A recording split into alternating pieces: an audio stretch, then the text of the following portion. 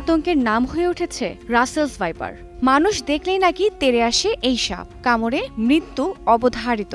Social media খুললেই এমন সব ভয়ঙ্কর তথ্য পাতায় পাতায় ছড়ানো। আসলে এসব তথ্য কতটা সত্য আর কতটা গুজব, জানালেন মেডিসিন বিশেষজ্ঞ ডক্টর মোহাম্মদ শাহনুর ইসলাম। রাসেলস ভাইপারের বৈশিষ্ট্যটা হচ্ছে সে সাধারণত মানুষের আশেপাশে সে থাকতে পছন্দ করে না। সে একটু মানুষের বাড়ির আশেপাশে যে ঝোপঝাড় এগুলোতে থাকতে পছন্দ করে।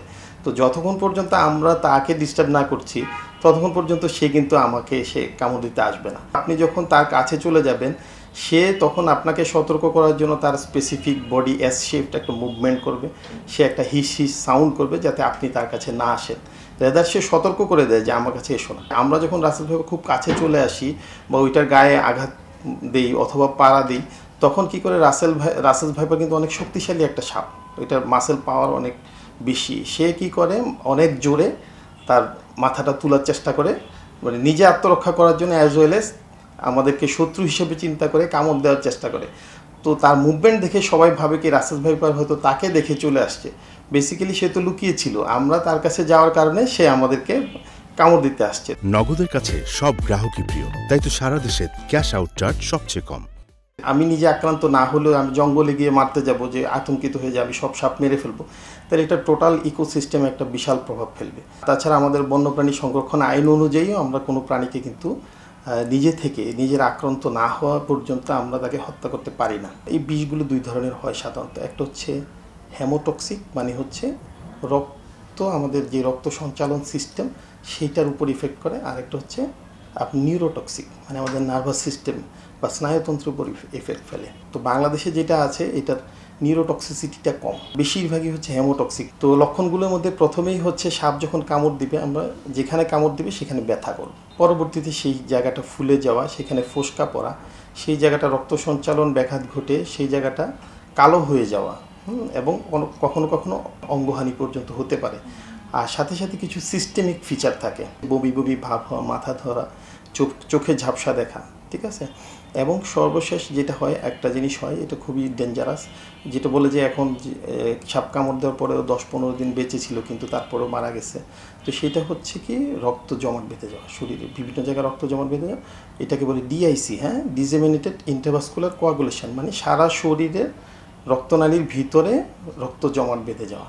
এটা হচ্ছে সবচেয়ে ডেঞ্জারাস কমপ্লিকেশন। এটা ইমিডিয়েটলি হতে পারে, লেটও হতে পারে। এবং এছাড়াও অন্যান্য কমপ্লিকেশন হিসাবে যেমন আপনার রেনাল ফেলিউর হতে পারে, মানে কিডনি তার বিকল হয়ে যেতে পারে। নগদের কাছে সব গ্রাহকই প্রিয়, তাই তো সারা দেশে ক্যাশ আউট চার্জ সবচেয়ে কম।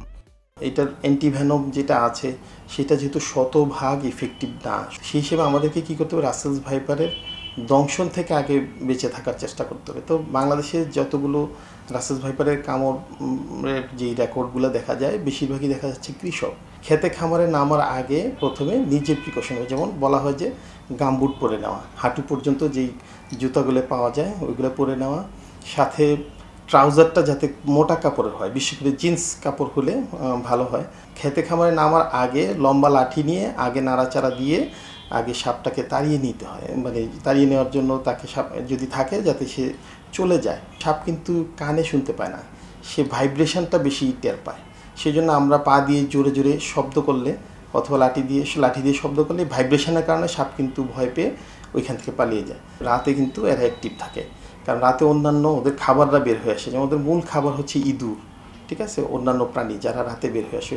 রাসেলস ভাইপার রাতে শিকারে যখন বের হয়, আমরাও তখন যদি মাছ শিকারে বের হই তাহলে আমাদের কী করতে হবে, আমাদের রাতে অবশ্যই আলো নিয়ে বের হতে হবে, হ্যাঁ। এবং ওদের যেই থাকার জায়গাগুলো ওইগুলো খুব ভালোভাবে লক্ষ্য করতে হবে, যে ঝোপঝাড় এগুলোতে পা দেওয়ার আগে খুব সতর্কতার সাথে পা দিতে হবে, শব্দ করে নিতে হবে। বাসাবাড়িতে কখন আসে, যখন বাসাবাড়িতে খাবার চলে আসবে তার, বিশেষ করে ইঁদুর, ঠিক আছে, অন্যান্য ছোট প্রাণী যেমন ব্যাঙ, এগুলো চলে আসবে। এগুলো কখন আসবে, যখন আমার বাসাবাড়ি অপরিচ্ছন্ন থাকবে, বাসাবাড়ির সাথে থাকার জায়গার সাথে যখন আমার ধানের গুদামটা থাকবে, হ্যাঁ, বাসাবাড়ির সাথে যখন আমার অন্যান্য যেমন আমরা ময়লা ফেলে রাখি যেখানে ইঁদুর আসার সম্ভাবনা আছে, অবশ্যই বাসার চারপাশ পরিষ্কার রাখতে হবে। রাসেলস ভাইপার কিন্তু থাকে ঘাস বলতে লম্বা ঘাস যেই এলাকায় যে এরিয়াটাতে থাকে ওই সব জায়গায় থাকে।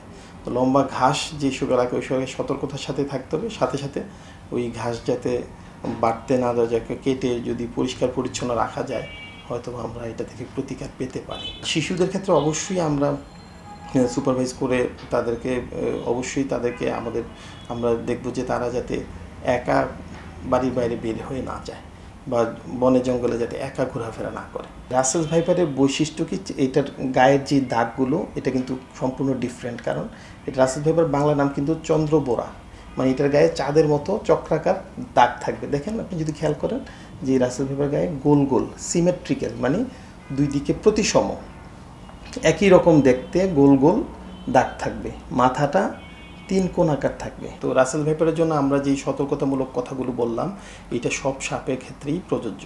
সো আমরা রাসেলস ভাইপার নিয়ে আলাদাভাবে আতঙ্কিত হব না, বরঞ্চ আমাদের বাড়িঘর পরিষ্কার রেখে সাবধানতা অবলম্বন করে সব ধরনের সাপ দংশন থেকে আমরা বেঁচে থাকার চেষ্টা করব।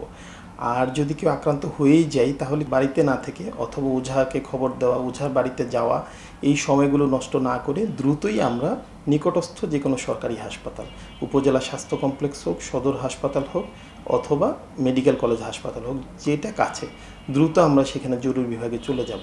তাহলে আমরা মনে হয় যে অনাকাঙ্ক্ষিত সর্পদংশন হতে মৃত্যু যেগুলো এটা আমরা প্রতিরোধ করতে পারবো।